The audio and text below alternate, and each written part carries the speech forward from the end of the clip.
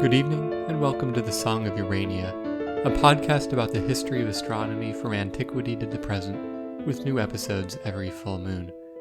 My name is Joe Antonini. In the last episode, we explored the ideas and discoveries attributed to the first named Greek astronomer, Thales of Miletus. Our picture of Thales was somewhat vague for two reasons. Firstly, he never wrote anything down, and secondly, even if he had written something down, nearly all texts from his time and the subsequent few centuries were lost. So we have to go on later authors describing what earlier thinkers like Thales believed, and sometimes these later surviving sources were several times removed from the original philosophers, quoting texts which quoted the original work. So unfortunately, we have to be somewhat imprecise about what Thales thought, and unfortunately this lack of precision will continue to be with us for the other early Greek natural philosophers. Now, as his name will tell you, Thales of Miletus was from a town called Miletus. The town of Miletus is essentially just a set of ruins today, but during the latter part of the Archaic Period of ancient Greece, around the 6th century BC, Miletus was one of the richest cities in Greece, or indeed, the ancient Mediterranean. Miletus was on the western coast of Asia Minor, and was ideally situated between Greece to the west, Babylonia to the east, and Egypt to the south.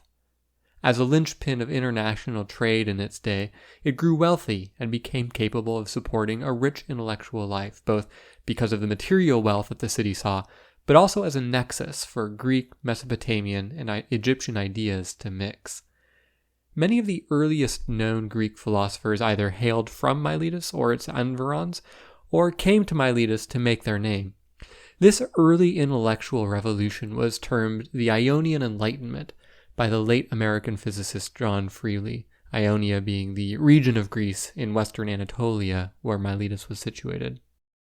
In due time, the intellectual center of gravity in ancient Greece shifted from Miletus to the better-known city of Athens, but during the Archaic Period, Miletus was where it was all happening. Miletus continued to be an important city for many centuries to come. It's even mentioned in the Acts of the Apostles as one of the cities to which St. Paul travels. But over time, environmental degradation led to the decay of the city. The harbor accumulated silt, nearby pastures were overgrazed, the land was deforested, and by the 15th century AD, the city was abandoned. Well, we heard extensively about this best-known Milesian in the last episode, Thales, but Thales was not the only astronomer to come from Miletus. In this episode, we will cover three others: Anaximander, Anaximenes, and Heraclitus. These three, together with Thales, make up what we today call the Ionian School of philosophy, or sometimes the Milesian School. So, let's start with the first of these, Anaximander. It seems that Anaximander was slightly younger than Thales, whereas Thales lived from around 623 to 545 BC, Anaximander lived from around 610 to 546 BC. So Anaximander was perhaps 10 to 15 years younger than Thales. For this reason, it's generally thought that Anaximander was a pupil of Thales, though it's entirely possible that Anaximander came to philosophy independently of Thales, and the two were peers. As I mentioned in the previous episode, unlike Thales, Anaximander actually wrote his ideas down in a work we today call On Nature, although we don't actually know what he himself titled it because, like almost all works of the time, it was lost to history. According to Diogenes Laertius, Anaximander wrote this text very late in life, at the age of 64, which, if you do the math, is only 4 years or so before he died, though, as you may recall, Diogenes Laertius is a rather dodgy source. Well, you may remember from the last episode that one of the few things we know for certain about the natural philosophy of Thales was that he believed that water was the source of all things. Anaximander was also interested in this question of metaphysics. Unlike Thales, though, Anaximander did not believe that the source of the material world was any particular form of matter. Instead, he posited that material things came from what he called the apeiron, which could be translated as the infinite. Anaximander argued that the material world, in all its variety, and in particular its sets of opposing pairs, hot and cold, wet and dry, could not have come from any single material substance, since any single substance would have had particular qualities and would be unable to generate its own opposite. Thales said that all matter comes ultimately from water.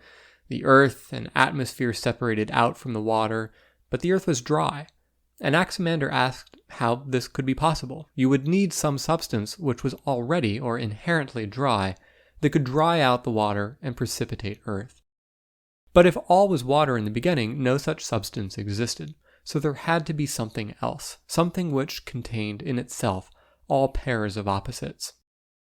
Well, I'm riffing a little bit on these ideas. Again, we only have fragments of Anaximander's original texts, so we have to guess a little bit about why he thought the way he did by trying to piece together a coherent thread of argumentation from the various mentions of his philosophy here and there by other authors. But an idea that was central to Anaximander was that this apeiron, this infinite, contained opposites, and that these opposites were dynamically continually created from the infinite and continually returning to the infinite. In Anaximander's world, everything was in motion, and motion was eternal. Because of this, Anaximander believed that there were a multitude of worlds, an infinite number, in fact. The text is a bit ambiguous as to what exactly he meant here. It's possible that he meant that there were a multitude of worlds continually springing into being and a multitude of worlds continually being destroyed, so that at any given time there were an infinite number of worlds in various stages of existence. Or it is possible that he believed that at any given time only a single world existed, but after it died away, a new one would be born in its place. One of the few lines we seem to have direct from Anaximander can be found in Simplicius's work, Physics. Simplicius writes, quote, Anaximander of Miletus, son of Praxiades, who was the successor and pupil of Thales, said that the first principle, or material cause and element of existing things, is the infinite, and he was the first to introduce this name for the first principle. He maintains that it is neither water nor any of the other so-called elements, but another sort of substance, which is infinite, and from which all the heavens and the worlds in them are produced, and into that from which existent things arise they pass away once more. And here Simplicius quotes Anaximander himself, saying, As is ordained, for they must pay the penalty and make reparation to one another for the injustice they have committed, according to the sequence of time. And then Simplicius goes on to say, as he says in these somewhat poetical terms. And this eternal cycle of generation and destruction was not limited to entire worlds, but Anaximander argued that we saw it in the smaller form through the course of seasons and days, and in the weather, as the earth and heavens continually exchanged heat and cold, light and dark, wet and dry. This dynamic cyclical picture of the universe, in which pairs of opposites are continually generated, exchanged, and destroyed back into the apeiron, in fact has some parallels to the modern picture of quantum field theory, which developed in the middle part of the 20th century AD.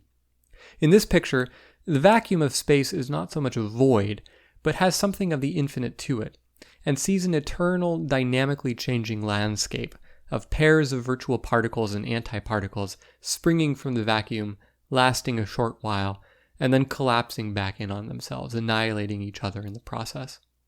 Indeed, in the latter part of Werner Heisenberg's life in the 1950s and 1960s, he, like many other physicists of that era, was searching for a unified field theory, a theory of physics that would encompass all known physical forces.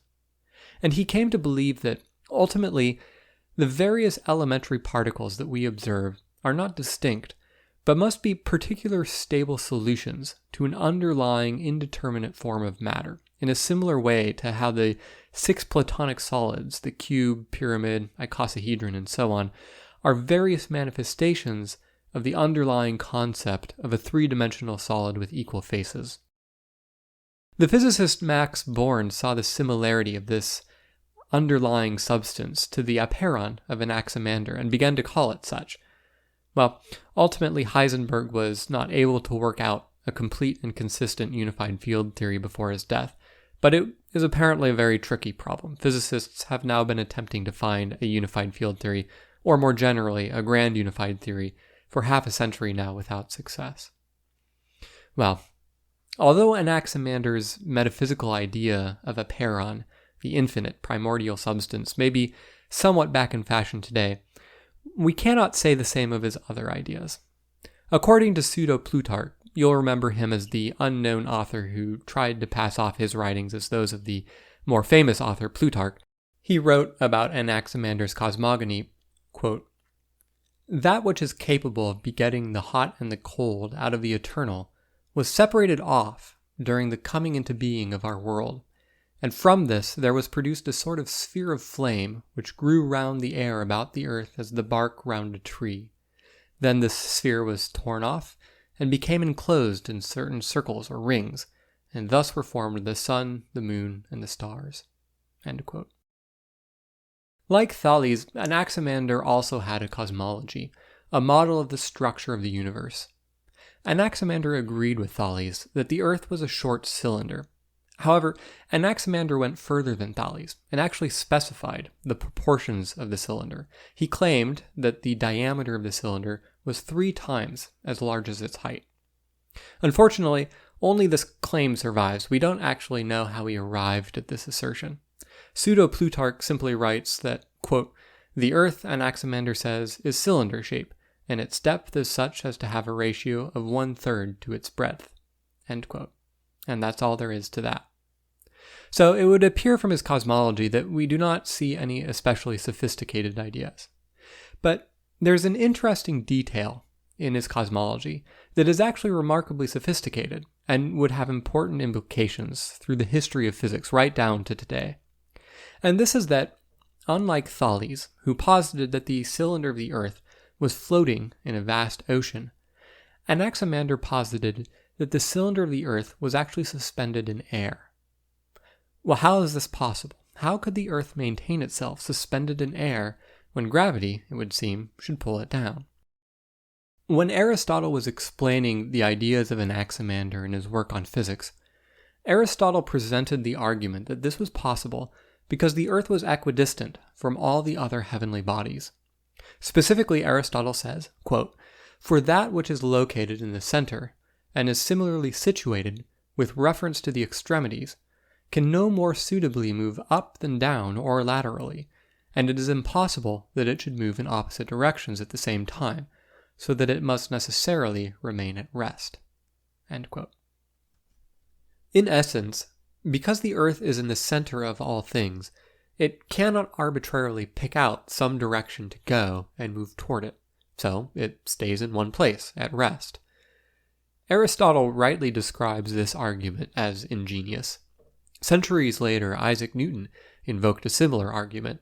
As we'll discuss in depth in a much later episode, one of Newton's crowning achievements was the discovery of the force of gravity, the attraction of all masses in the universe for each other. This discovery beautifully explained the observed motions of the planets, but it presented some serious cosmological issues as Newton started to think about it more deeply.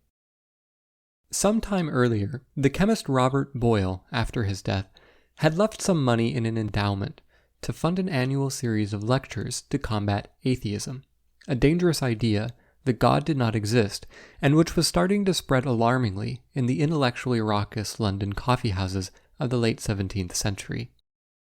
In 1692, a theologian named Richard Bentley was selected to give the first of these lectures, and he decided to use the modern scientific ideas of Newton to demonstrate the error of the atheist's notions by demonstrating that the known laws of physics necessitated divine intervention. Newton, being a strong though unorthodox theist, readily approved of Bentley's idea. Bentley wanted to make sure he had the science correct, and the two sent a number of letters back and forth, with Bentley asking points of clarification and Newton responding. In particular, what Bentley wanted to know was what would happen if the universe were finite, and what would happen if it were infinite.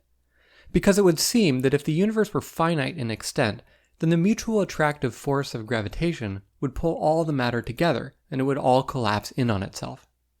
Newton agreed that all the matter would, quote, fall down to the middle and, quote, compose one great spherical mass.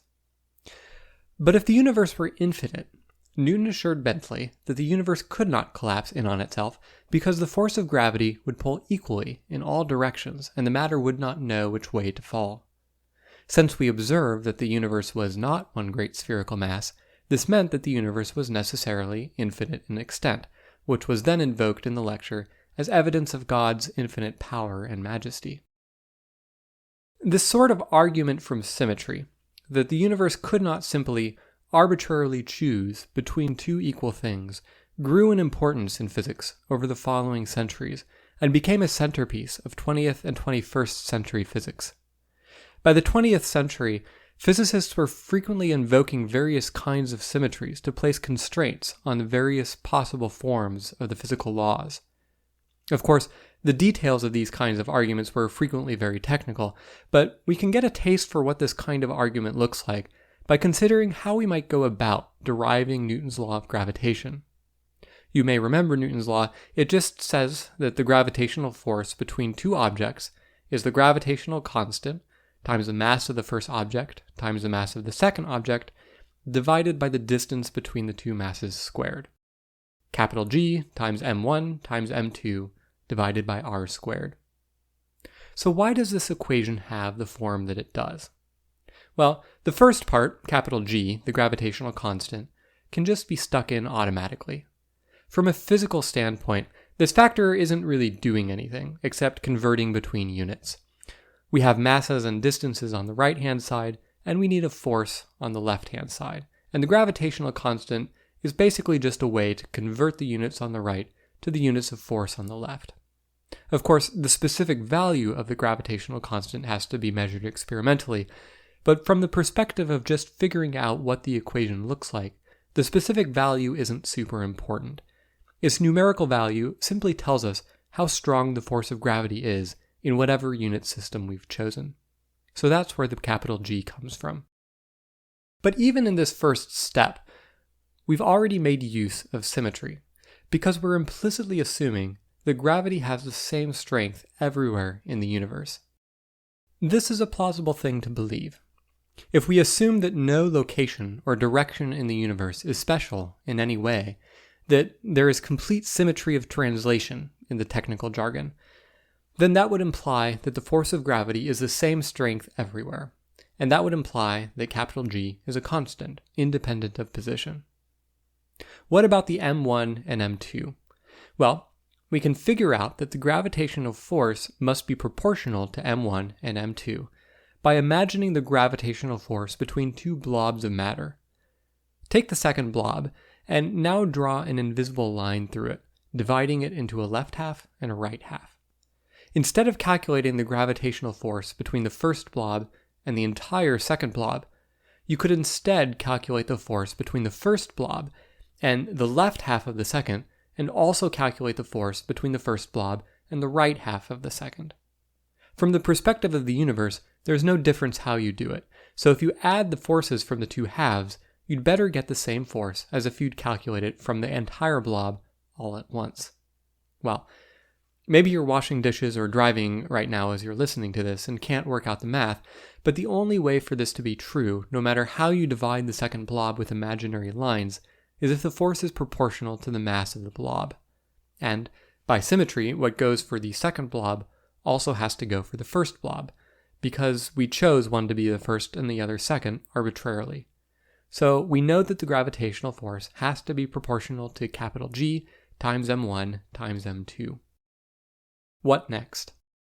The only other thing we can say is that the gravitational force must also depend only on the distance between the two objects. If we assume that the universe treats all directions equally, the force cannot depend on the x-coordinate acting on its own, or the y-coordinate, or the z-coordinate, because the universe doesn't have any x, y, or z coordinates built into it. We simply impose these coordinate systems on the universe, and we can choose them to be whatever we want. So the laws of physics need to be independent of them. The only thing that makes one direction different from any other is the direction between the two objects. So all we can say is that the force is proportional to some function of the distance between these two objects along this direction. This is about as far as we can go in deriving the gravitational force from arguments of symmetry. In principle, it could be g times m1 times m2 divided by r, or g times m1 times m2 divided by r to the 2.0001, or g times m1 times m2 divided by r to the 4000. But it is in practice either 1 over r squared or something very, very, very close to 1 over r squared. These sorts of arguments from symmetry are used all the time in contemporary physics. It is hard to overstate the importance of symmetry to physics today. But some 2.5 millennia ago, Anaximander was the first to invoke this principle. And even Aristotle, who generally didn't like other people's ideas, thought that this idea was pretty clever. Now, you may remember that, like a lot of other highly opinionated ancient thinkers, Aristotle generally explained the ideas of others so that he could then explain why they were wrong and his own ideas were right. So, after explaining Anaximander's argument from symmetry, Aristotle then went right on to say that, clever as it was obviously absurd. Aristotle made a few arguments against Anaximander's idea that the Earth could remain suspended in air by virtue of there being no direction for it to preferentially go. The most colorful of these was to imagine a man who is very hungry and thirsty, but stands equidistant between some water at his left and food at his right.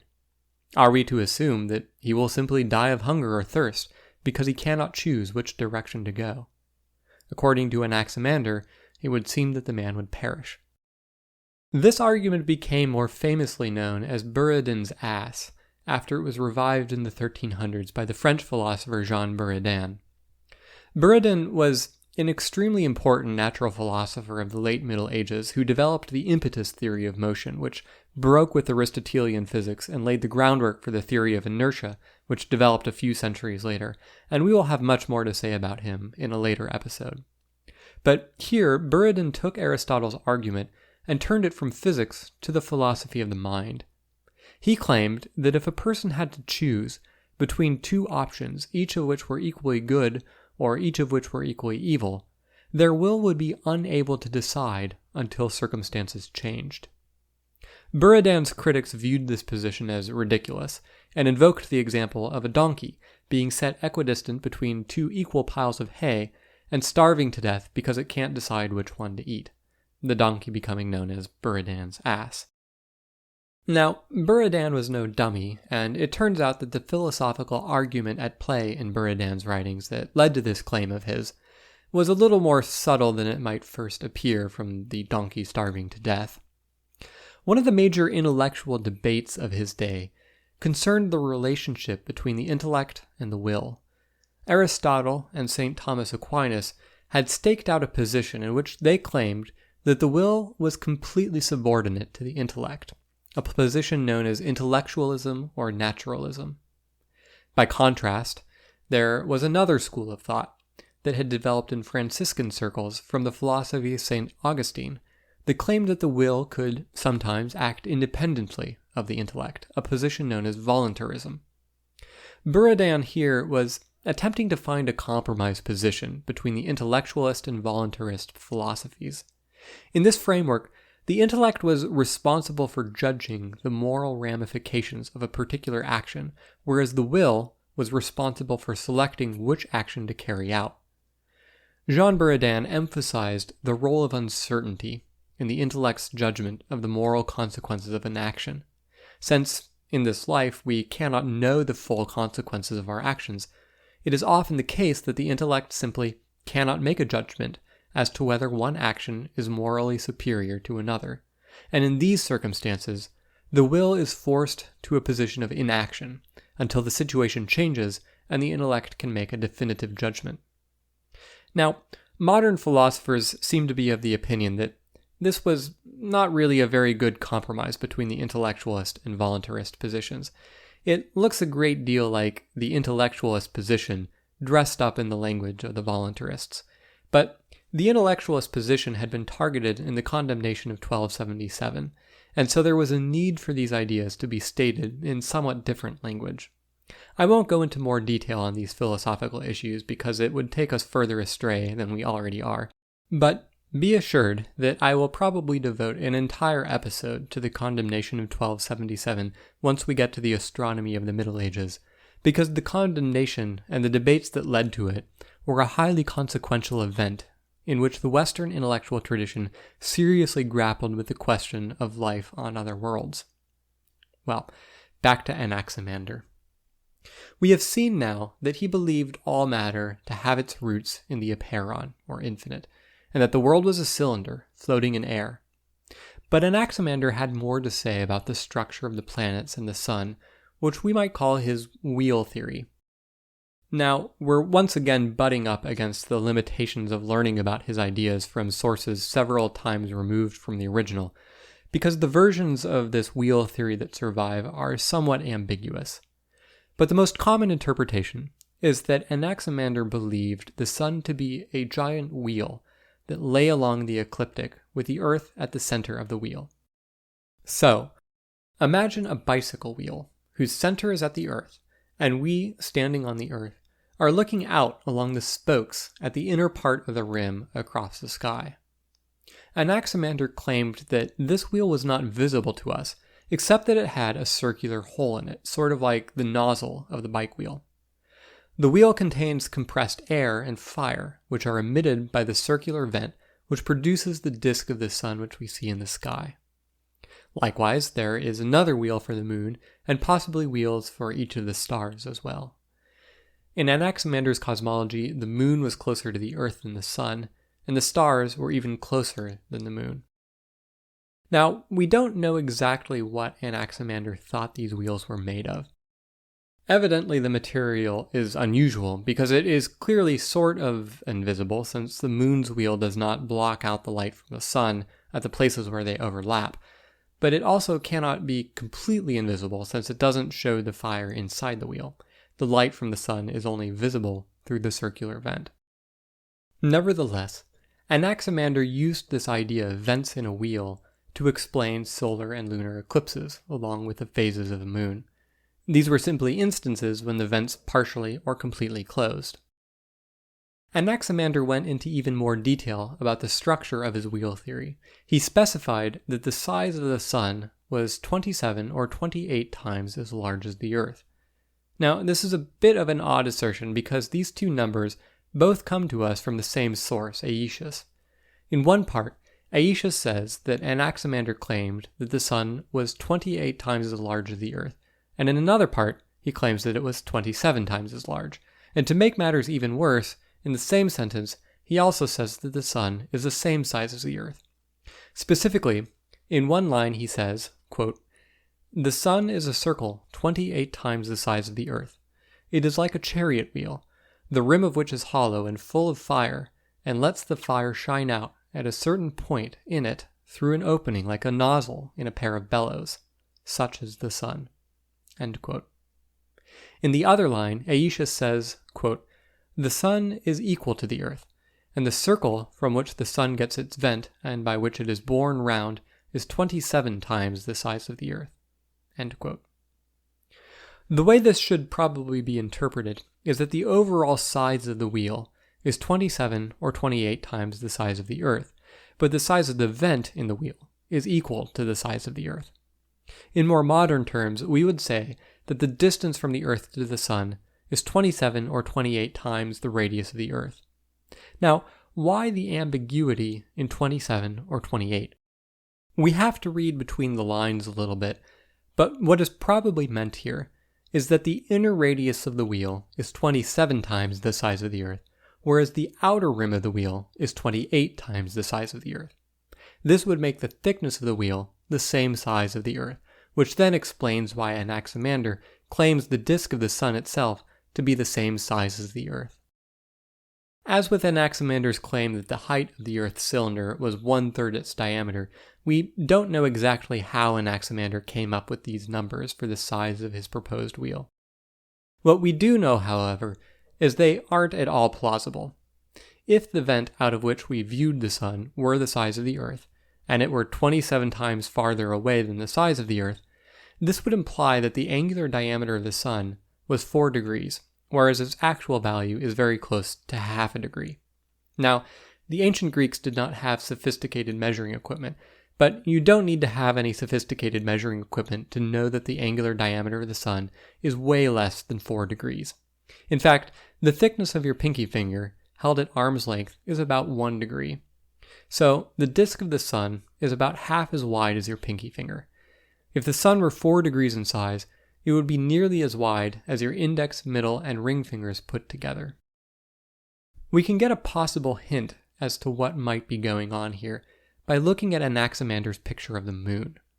In Anaximander's cosmology, the size of the moon's wheel is 19 times larger than the size of the Earth. A theory by Thomas Heath is that this described the outer rim of the moon's wheel, and that the inner rim of the wheel was 18 times as large as the Earth. So we would then have the inner rim of the sun's wheel being 27 Earth sizes, and the inner rim of the moon's wheel being 18 Earth sizes, both factors of 9. Since Anaximander postulated that the stars were closer to the Earth than the moon, it's natural to imagine that he may have placed them at 9 Earth sizes. It's entirely possible that the number 9 may have had some special meaning in his cosmology, and that the entire distance scheme was more numerological in nature than physical. This would also fit with the diameter of the cylinder of the Earth being 3 times larger than its height. Now, to be clear, this is a somewhat speculative idea. There is nothing surviving in which Anaximander specifies the inner radius of the moon's wheel or the size of the moon, nor do we know what he said about the distance to the stars. But it is also not an entirely implausible idea. Numerology was very popular in ancient Greece, due in particular to their numeral system. Unlike the ancient Babylonians, but like the ancient Israelites, the ancient Greeks did not have separate characters for their numerals. Instead, they used the first letter of their alphabet, alpha, to denote the number 1, and the second letter, beta, for 2, the third, gamma, for 3, and so on. Then when they reached iota, they would be at 10, and the next letter, kappa, represented 20, lambda, 30, and so on, up until they got to rho, which was the number 100. Then numbers increased by 100 until they got to the end of the alphabet at omega and were at the number 800. Now, 800 is a somewhat awkward spot to stop, so a character called sampai from an older Eastern dialect stuck around for a few more centuries to represent the number 900. Any listeners who know some Hebrew will be finding this numbering system familiar because Hebrew does something similar. And a consequence of this is that if you take a word in Hebrew, you can interpret the characters as numbers and then add them up. This then establishes a numerological connection between the number and the word, which is a practice called gematria. Well, ancient Greek did much the same thing, but called it isopsephy. Because of this intimate connection between words and numbers, the Greeks tended to be somewhat numerologically minded, so it's not entirely unreasonable to suppose that Anaximander may have developed the distances in his cosmology on numerological grounds. But setting aside how exactly Anaximander determined what these distances were, another significant aspect of this cosmology was that he had something to say about distances at all. Anaximander is the first of the Greek natural philosophers to concern himself with the scale of the universe. In the Greek tradition prior to this, all we see about distances is some lines in Homer about how Hephaestus took 9 days to fall to earth when he was cast out of Olympus by Zeus. And while we may view his model of the earth as a squat cylinder floating in air as fairly primitive, it was also a critical conceptual step forward, because in Anaximander's cosmology, the sun and stars didn't dip into the river Oceanus when they set and then journey along the river to the east so that they would be ready to rise the next day. Instead, in Anaximander's cosmology, the sun is always present, even when it's night. It's just on the other side of the earth and not visible to us.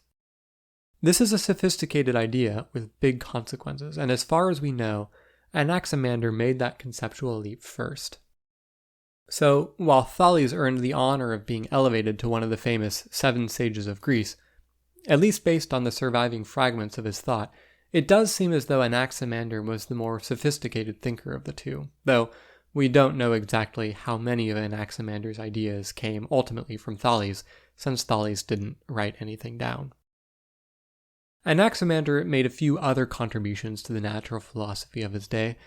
One of these was the introduction of the gnomon to Greek astronomy. Gnomon is a fancy word, but it's basically just a stick in the ground.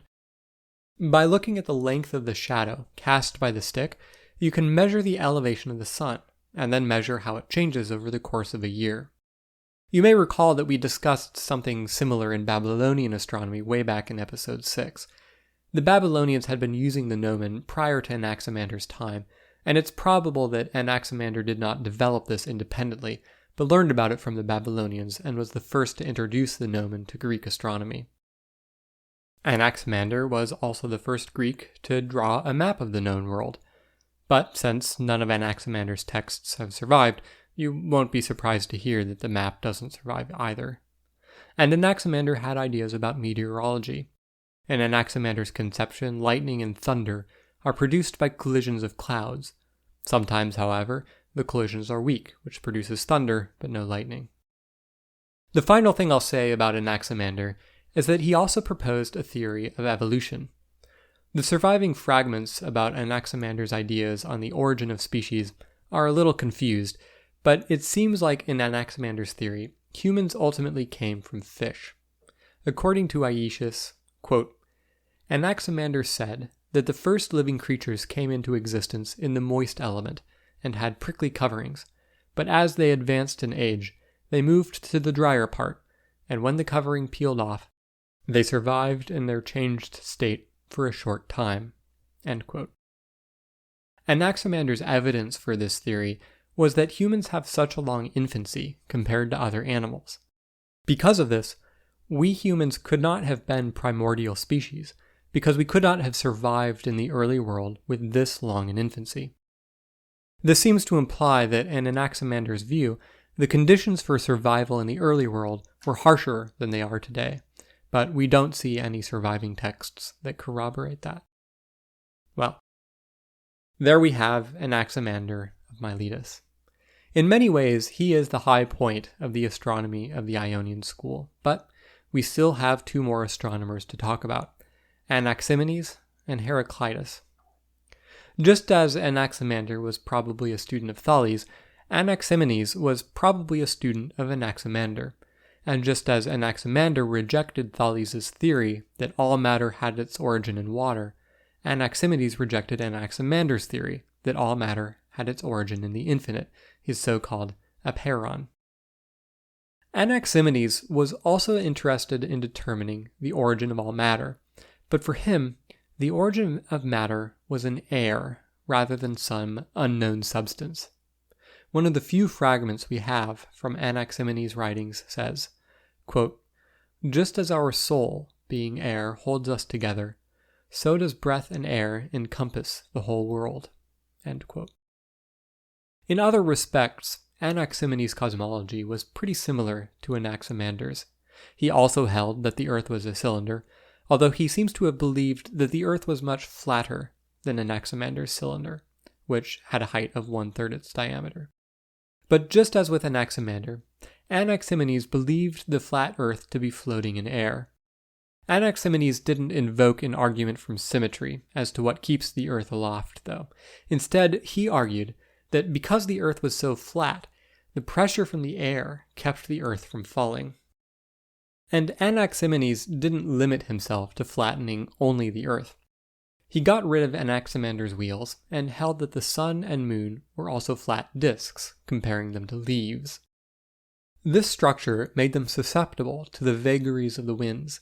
This was why the sun and moon pursued such an unusual course in the sky relative to the static stars. They were simply being blown about by the winds. The stars, by contrast, Anaximenes said were embedded in a sphere like nails in a hollow shell.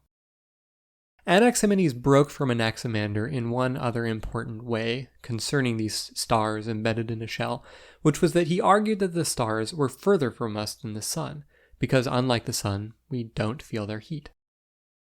We don't have nearly as many references to the thought of Anaximenes compared to Anaximander, so this is essentially all we know about him. By far, the most enduring of his ideas was this last one, about the stars being like nails embedded in a shell. This idea has two important features. The first is that it implies that all the stars essentially move together in lockstep as a single unit.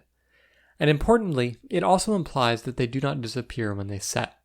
They're simply on the other side of the Earth. Today we call this concept the celestial sphere, and it's still a very convenient way for describing the motions of the heavens. This idea was to become a key feature of Greek astronomy, and then Western astronomy more generally through the Middle Ages, until we arrive at Copernicus. So we have just one more astronomer to discuss in the Ionian School, Heraclitus. Of the three astronomers I've talked about in this episode, Heraclitus is certainly the most famous, but it is probably something of a mischaracterization to call him an astronomer. He was primarily a philosopher, and, like any self-respecting Greek philosopher of the ancient world, he had opinions on just about everything. Astronomy just happened to be one of the things he opined about. You've probably heard of some of Heraclitus's maxims. His best-known adage is that no man steps in the same river twice, and this gets to the heart of his philosophy, which was that all things are in flux. This is similar to Anaximander's idea of eternal motion and worlds continually being born and dying. But for Heraclitus, the key was that this motion consisted in exchanges between opposites, an exchange between the earth and heaven of hot and cold, between night and day. The transmission from earth to heaven was called the upward path, and the transmission from heaven to earth was the downward path. These exchanges are described as exhalations, and some of them are pure and bright, others dark. Bright exhalations induced fire, dark exhalations induced moisture. Unfortunately, it's very hard to understand what exactly is meant by all this, because our only source for it is essentially from Diogenes Laertius, who you'll remember oftentimes has no idea what he is talking about, and in this particular case is very upfront about the fact that he does not understand the subject matter, although he blames Heraclitus, saying, quote, he explains nothing clearly. Though, to be fair to Diogenes Laertius, Heraclitus got the nickname Heraclitus the Obscure for his cryptic maxims, so apparently Diogenes Laertius wasn't the only person to find him confusing. Well, just as Thales, Anaximander, and Anaximenes were interested in the so-called arche, the source of all matter, Heraclitus had something to say on the matter as well. But by this point, Thales had taken water, Anaximenes had taken air, and Anaximander had made up some infinite substance called a peron. So Heraclitus had to choose something else, and concluded that the source of all things was fire. In his view, when fire was compressed, it became moist and eventually condensed into water, which in turn had precipitated earth out of it. As to the structure of the celestial bodies, you'll recall that Anaximander thought that the sun and moon were essentially tubes, and Anaximenes thought that they were flat disks. Heraclitus thought that they were bowls, with the concave side facing us. The concave part of the bowls collected and concentrated the bright exhalations from the earth, which produced fire.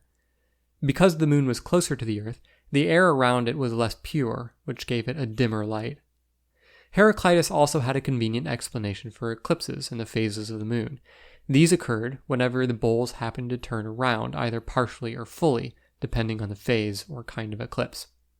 Since the convex side could not collect the bright exhalations, they were dark. Now, how you can have a bowl turn in such a way as to produce a crescent shape, I couldn't tell you, but it is probable that Heraclitus did not think about his astronomy all that hard, and was interested in more fundamental matters of philosophy and metaphysics. This kind of bizarrely inadequate theory from an otherwise intelligent philosopher also shows up in his statement that the sun was only a foot across. Aristotle, who is usually pretty harsh on other philosophers, calls this idea, quote, childish, and it's hard to say that he's wrong here.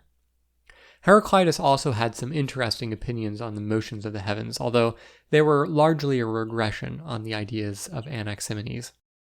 In his view, since the sun was a bowl collecting bright exhalations from the earth, when it set in the evening, it dipped into the river Oceanus that surrounded the world and became extinguished. Then it traveled around the world to the east, where it rose again in the next morning. It began to collect new exhalations from the earth and became reignited once again. Heraclitus is quite clear on this point. The sun is renewed every day. Likewise, he claims that the stars do not in fact set under the earth. Instead, he likens the motions of the stars over the course of the night to a cap turning on a man's head. He imagined that the earth was perhaps somewhat bowl-shaped, and so the horizon we observed was not the edge of the world, but simply a place where the mountains or sea rose high enough to block out our view from anything beyond it.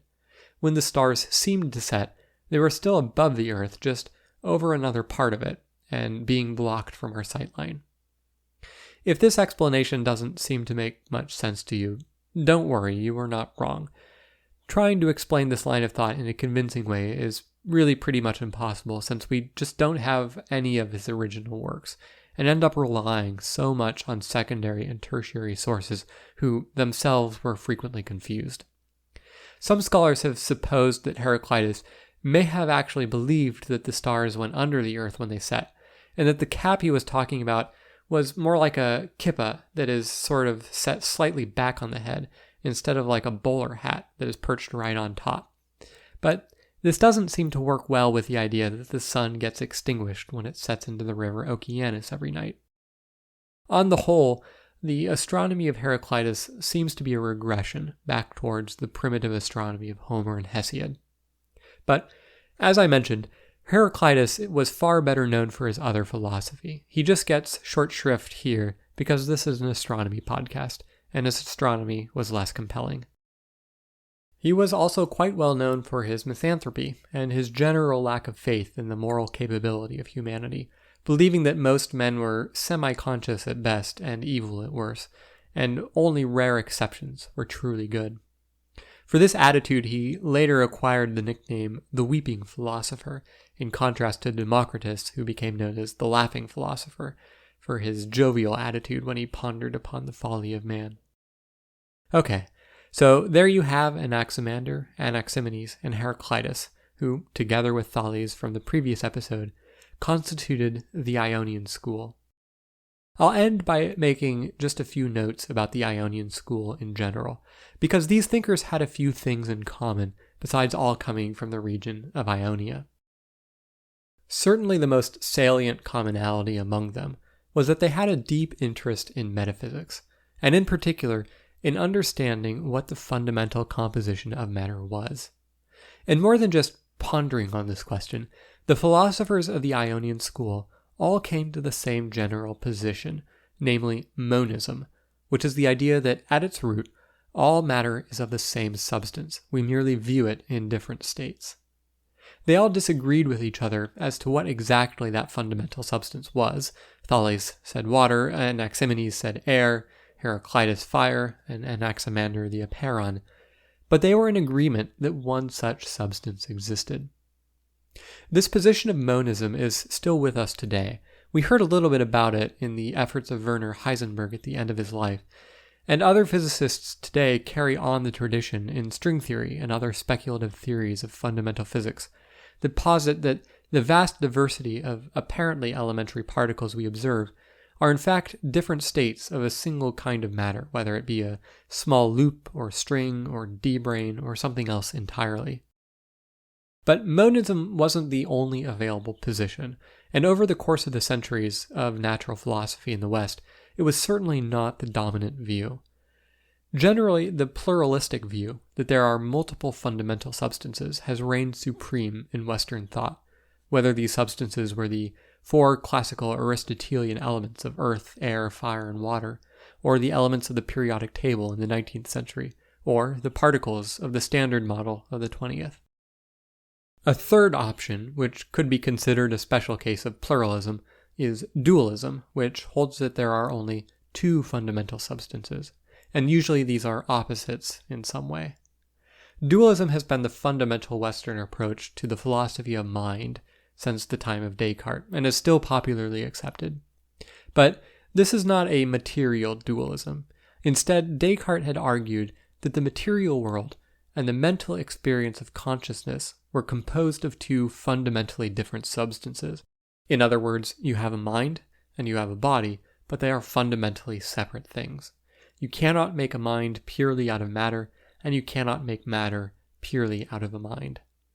This idea was dominant in Western philosophy for centuries, and today most people accept that they have both a body and a soul, and that these are two separate things. But material dualism hasn't held the same sway in the West as mind-body dualism. Material dualism was far more prominent in Eastern philosophies, and we will discuss them when we arrive at the astronomy of the various Asian civilizations, most notably China and India. Another noteworthy development of the Ionian School was the attempt to explain the observed natural phenomena by means of naturalistic explanations. The explanations as to why eclipses occurred or how the universe was created were entirely naturalistic. None of them invoked the supernatural to explain the world they saw.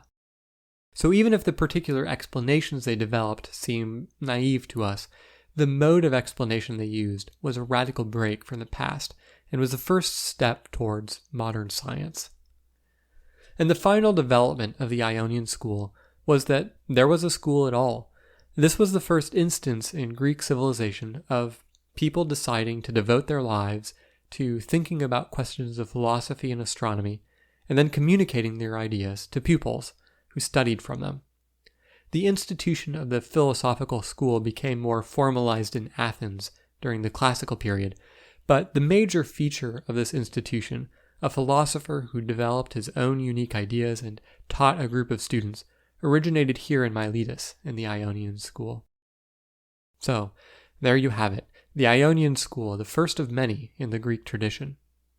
Well, I have perhaps made a small lie by omission. I talked about Thales, Anaximander, Anaximenes, and Heraclitus. But the philosopher Pythagoras was also from Ionia, and so could technically be included in the Ionian School. But the ideas of Pythagoras and the Pythagoreans were so distinct that they're usually placed in their own category, which is exactly what we're going to do on this podcast when we talk about the astronomical ideas of Pythagoras and the Pythagoreans in the next episode. I hope you'll join me then. Until the next full moon, good night and clear skies.